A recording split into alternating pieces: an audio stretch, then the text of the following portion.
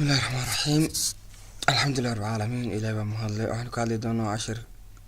عشر ذي هورا كم ذكي معني رياضة نسوق ورنجني معلم بأري ونسوق قاعد نشرنا ما أنت مركا أري كلام سوق قاعدنا حكى لنا جو يعني جود بعشرة جو تج أما بح outside دبت أو بح ما دبت تج هي جو تج أنتي قاعدة your inspiration أو أنكاغا you are adigu talkative waxaad tahay qof hadal badan go about your work shaqadaada go about your work shaqadaada she iyadu go after waxay raadinaysaa her husband ninkeeda he isagu go against wuxuu ka hor yimid order nidaamka I go ahead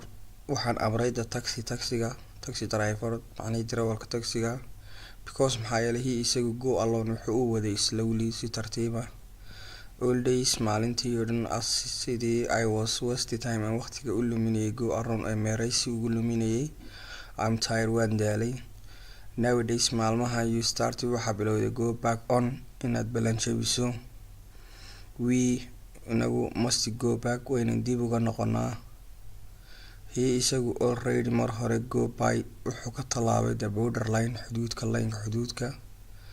last month bilihii ugu dambeeyay the region nidaamka dawladdu economy ee dhaqaaluhu go down hoos ayuu dhacay they go far waxay weerareen the minister of finance maxaan ku dhahay wasaaradda finance dhaqaalaha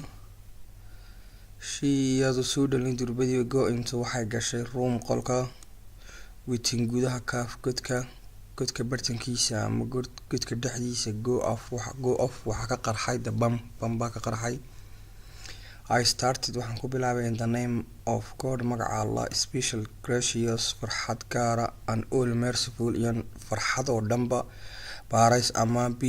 waxay ahaatay to all mood Allah weyn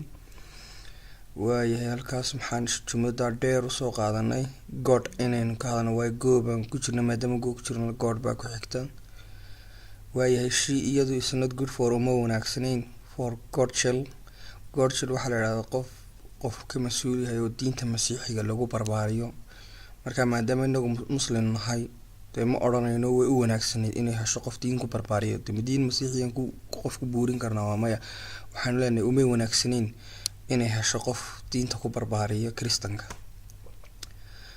waxa ku xiga erey goddess la yiraahdo goddess inaan macnayna xitaa dibi bay noogu jira waxa weey macnaheedu sida dadka gaaladu u yaqaanaan ilaahad bay yiraahdaan goddess haday hor timaado hana isticmaalan hana u dhawaanin yana kugu qaldan waxaan halka soo galiyay qofka wax maan inta jumlad kaaga soo baxdo yaanad u arkin wax hagaagsan oo la isticmaalo marka kelmad qalada oo kristanka iyo diinta masiixiga ay yaqaanaan